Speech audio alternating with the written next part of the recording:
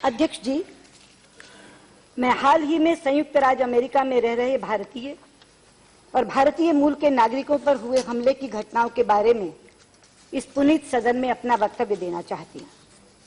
अध्यक्ष जी, पिछले 3 सप्ताह के दौरान संयुक्त राज्य अमेरिका में भारतीय नागरिकों तथा भारतीय मूल के लोगों पर हमले की 3 घटनाएं सरकार के ध्यान में आई है। पहली, 22 फरवरी को जीपीएस उपकरण निर्माता ग्रामीण में कार्यरत 32 वर्षीय भारतीय इंजीनियर श्रीनिवास कुचिबोतला को कंसास सिटी के उपनगर ओलेथ में स्थित एक भीड़भाड़ वाले बार में एडम पुरिटोन नामक एक अमेरिकी नागरिक ने गोली मार दी। एक और भारतीय नागरिक आलोक मदासानी, जो घटनास्थल पर मौजूद थे, भी इस गोलीबारी में घायल हुए और एक अमेरिकी नागरिक इयान ग्रीलॉट ने हमलावर को रोकने की कोशिश की तो उस पर भी गोली चलाई गई और वो भी इस घटना में गंभीर रूप से घायल हो गए। दोनों घायलों का उपचार किया गया और अब वो अस्पताल से घर आ गए हैं। हमलावर एडम पुरिटोन को पुलिस ने हिरासत में ले लिया है और इस मामले को federal bureau of investigation FBI ने अपने हाथों में लिया है और वो इसे घृणाजनित अपराध मानकर इसकी जांच कर रहे हैं। अध्यक्ष जी, 2 मार्च को भारतीय मूल के अमेरिकी नागरिक हर्निश पटेल को कुछ अज्ञात लोगों ने लंकास्टर, साउथ कैरोलिना में गोली मार दी। शेरिफ तथा उनके परिवार वालों के अनुसार संभवतः ये डकैती की घटना थी जिसने गलत मोड़ ले लिया। हमलावरों की पहचान करने तथा ये सुनिश्चित करने के लिए जांच पड़ताल की जा रही है कि ये नस्ल भेद से प्रेरित अपराध तो नहीं है। तीसरी, 4 मार्च को भारतीय मूल के एक अमेरिकी नागरिक दीप राय को वॉशिंगटन स्टेट में सिएटल के निकट केट में कुछ अज्ञात लोगों ने गोली मार दी। कहा जाता है कि मारने के पहले उसे देश छोड़कर जाने को कहा गया था। हमारी जानकारी के मुताबिक श्री राय सुरक्षित हैं तथा खतरे से बाहर हैं। अपराधी को अभी गिरफ्तार किया जाना है। केट पुलिस विभाग द्वारा इस मामले की जांच पड़ताल की जा रही है, जिसमें FBI सहयोग कर रहा है। जांच एजेंसियों को अभी यह तय करना है कि क्या यह घृणाजनित अपराध है। श्री दीप राय का उपचार किया गया है और उन्हें अस्पताल से छुट्टी मिल गई है। इन तीनों मामलों में सरकार ने अपने राजदूतावासों तथा कौंसलावासों के माध्यम से प्रभावित लोगों तथा उनके परिजनों को हर संभव सहायता देने के लिए उनसे तत्काल संपर्क किया। मैंने स्वयं श्रीनिवास कुचिबोतला और श्री दीप राय के परिजनों से बात की है। अध्यक्ष जी, सरकार ने इस मुद्दे को अमेरिकी सरकार के साथ काफी उच्च स्तरों पर उठाया है और उन्हें अपनी गहरी चिंताओं से अवगत भी कराया है। हमने वहां रहने वाले प्रवासी भारतीयों की संरक्षा और सुरक्षा और उन घटनाओं की शीघ्रातिशीघ्र जांच सुनिश्चित करने के लिए आवश्यक उपाय करने के लिए कहा है। विदेश सचिव ने अपनी हाल की अमेरिका यात्रा, जो 28 फरवरी से 3 मार्च के बीच हुई थी, के दौरान अमेरिकी प्रशासन के वरिष्ठ पदाधिकारियों और कांग्रेस के नेतृत्व के साथ अपनी बैठकों में इस मसले पर चर्चा की है। अमेरिकी प्राधिकारियों ने अत्यंत सकारात्मक रूप में अपनी प्रतिक्रिया दी है और हमें आश्वस्त किया है कि शीघ्र न्याय सुनिश्चित करने के लिए वे सभी संबंधित एजेंसियों के साथ मिलकर काम कर रहे हैं। अमेरिकी नेतृत्व द्वारा प्रशासन और कांग्रेस में इन घटनाओं की व्यापक निंदा की गई है। अध्यक्ष जी, राष्ट्रपति डोनाल्ड ट्रंप ने 28 फरवरी को कांग्रेस के संयुक्त सत्र को संबोधित करते हुए कंसास गोलीबारी की घटना का उल्लेख किया और कहा कि अमेरिका एक स्वर में घृणा एवं दुष्टता की सभी रूपों में निंदा करता है। विदेश सचिव के साथ अपनी बैठक के उपरांत प्रतिनिधि सदन के अध्यक्ष श्री पॉल रियान ने श्रीनिवास कुचिबोतला की हत्या के संबंध में सदन द्वारा व्यक्त संवेदना पर एक वक्तव्य जारी किया और सदन ने इस घटना पर कुछ देर मौन भी रखा। कंसास के गवर्नर सैम ब्राउन बैक ने अपनी संवेदनाएं व्यक्त की हैं और घटना की पूर्ण जांच कराने का आश्वासन दिया है। प्रधानमंत्री को एक पत्र में गवर्नर ब्राउन बैक ने कहा, वहां रहने वाले भारतीयों की सरलता, परिश्रम और संकल्प शक्ति और कंसास राज्य के लिए उनके योगदान की मैं प्रशंसा करता हूं।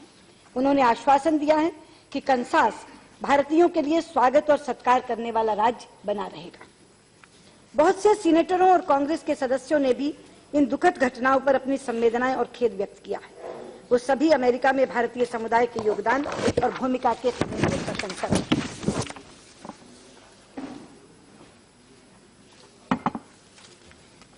अध्यक्ष जी, अभी हाल ही में 9 मार्च को अमेरिका के होमलैंड सिक्योरिटी के सेक्रेटरी जॉन केली ने एक वक्तव्य जारी करके इन घटनाओं की जोरदार निंदा की है। अपने वक्तव्य में उन्होंने कहा, मैं उन्हीं के शब्दों में उनका उल्लेख कर रही हूं, मैं सिर्फ व्यक्तियों के ही नहीं बल्कि सभी समुदायों में भय और अभित्रास बनाए रखने वाले किसी भी हिंसक कृत्य की पुरजोर निंदा करता हूं। मैं इन घटनाओं की स्थानीय, राज्य और संघीय जांचों में सहायता के लिए होमलैंड सिक्योरिटी विभाग के पूर्ण सहयोग का वचन देता हूं। सेक्रेटरी केली ने आगे कहा, अमेरिका का यह इतिहास रहा है कि उसने हमेशा लोगों का सत्कार किया है और उन्हें अपनाया है, चाहे वे किसी भी धर्म, नस्ल, जाति अथवा राष्ट्रीय मूल के हों। उन्होंने वचन दिया कि उनका विभाग उन विदेशी सरकारों के साथ मिलकर काम करेगा जिनके नागरिक इन हिंसक कृत्यों से प्रभावित हुए। अध्यक्ष जी, लोगों के बीच आपसी संपर्क ही वो आधार है जिस पर भारत और अमेरिका के बीच रणनीतिक भागीदारी बनी है। ये तथ्य कि अमेरिकी समाज के सभी तबकों ने इन घटनाओं पर गहरा शोक और खेद व्यक्त किया है, हमें इस बात के प्रति पुनः आश्वस्त करता है कि इन अलग अलग घटनाओं के बावजूद अमेरिकी समाज दोनों देशों के लोगों के परस्पर संपर्क को महत्व देता है।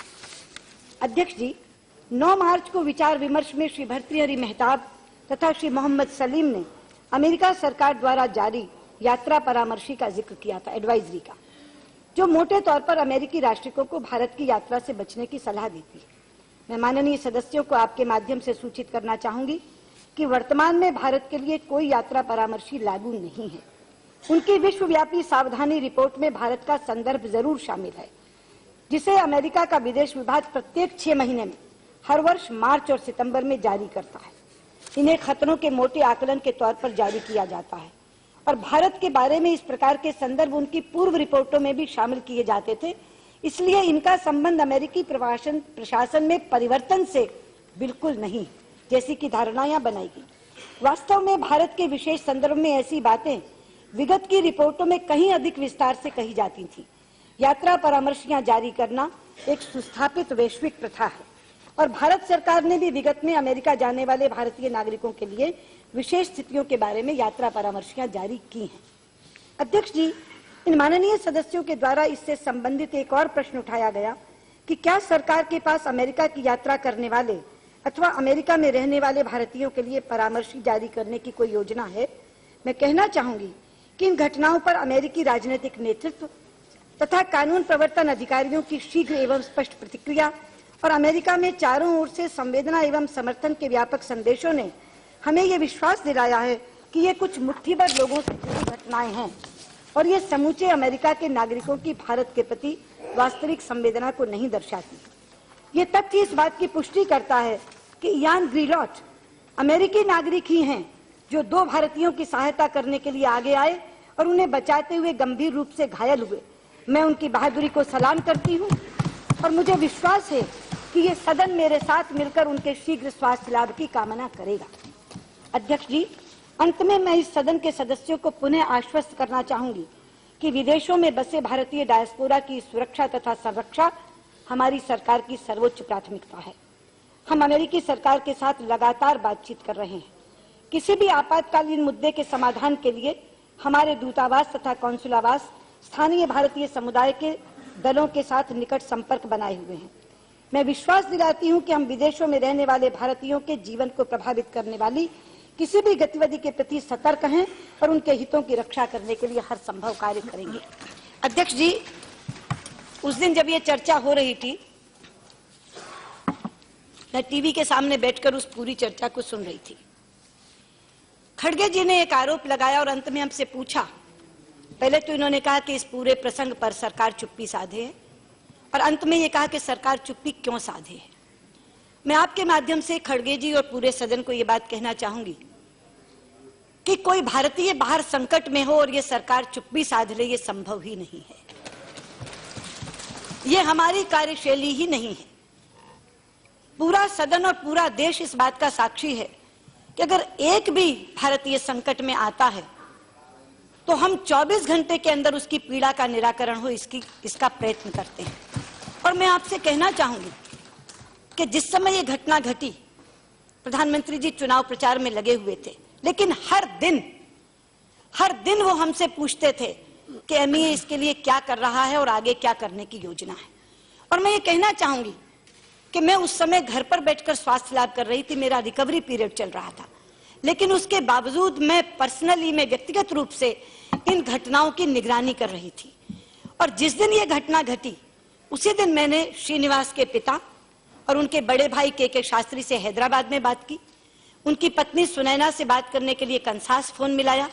श्रीनिवास के छोटे भाई कैलिफोर्निया से कंसास पहुंचे हुए थे, तो उन्होंने कहा कि सुनैना अभी अभी सोई हैं। तो मैंने कहा उन्हें कह दो कि जगाएं नहीं, लेकिन जब उठें तो बता दें कि मैं उनसे बात करना चाहती हूँ। और इस बात को सुनैना और उनके परिवार वालों ने एक्नॉलेज किया है। मैं सुनैना का एक पत्र हमारे कौंसिल जनरल को गया है, उसके 2 अंश आपको पढ़ के सुनाना चाहती हूँ, क्योंकि जिस दिन ये घटना घटी हमारे कौंसिल जनरल के यहाँ से 2 अधिकारी उसी दिन कंसास पहुंच गए और उसके बाद कौंसिल जनरल स्वयं वहां पहुंचे। वो अनुपम रे को ये मेल उन्होंने भेजी है, मैं सिर्फ 2-3 अंश आपकी अनुमति से पढ़ के सुनाना चाहती हूँ। डियर डॉक्टर रे, उन्हीं को उन्होंने लिखा है, Thank you so much for all the assistance that I received during the time of crisis. Words cannot describe how thankful I am to all of you. Thanks to Dr. Joshi for traveling immediately to Kansas. ये वो पहले अफसर थे जो वहां पहुंचे. And assisting us with all the formalities, even on a holiday to the consulate. Dr. Ray, thanks much for traveling in person to Kansas and meeting Kansas Governor Brownback and taking up the issue and raising our concerns. Also thank you for talking regarding my immigration status and requesting help from them. Appreciate all your help and time. Srinivas के परिवार के यहाँ से 5 लोगों ने मुझसे मिलने के लिए समय मांगा है, सिर्फ थैंक्स करने के लिए। इसी तरह दीप राय के फादर सरदार हरपाल सिंह ने, मैंने उसी दिन बात की उनसे और उन्होंने मुझसे कहा, नहीं पुत्र जी, पुत्र ठीक है, ਉਹਦੇ ਬਾਜੂ ਤੇ ਸੱਟ ਲੱਗੀ ਹੈ ਪਰ ਉਹ ਹਸਪਤਾਲ ਵਿੱਚ ਹੈ, ਖਤਰੇ ਤੋਂ ਬਾਹਰ ਹੈ। मैं ਤੁਹਾਡਾ बहुत ਧੰਨਵਾਦੀ ਹਾਂ। मैं कदे किसी मिनिस्टर ਨੂੰ ਇਹ नहीं सुनिया कि गल करदा सीधा, पर तुसी गल कर रहे। अब मैं ये कहना चाहती हूँ कि इस तरह की बात ये कहना कि हमने इस विषय को कहीं उठाया नहीं, हम इस पर चुप्पी साधे हैं, ये बिल्कुल सिरे से गलत है। जितने कार्य हमने किए हैं उसका जिक्र मैंने अपने वक्तव्य में किया है, लेकिन ये मैं अलग से कहना चाहती थी कि उन लोगों ने भी ये आरोप नहीं लगाया जिनके घरों में ये घटनाएं हुई हैं कि सरकार चुप्पी साधे है।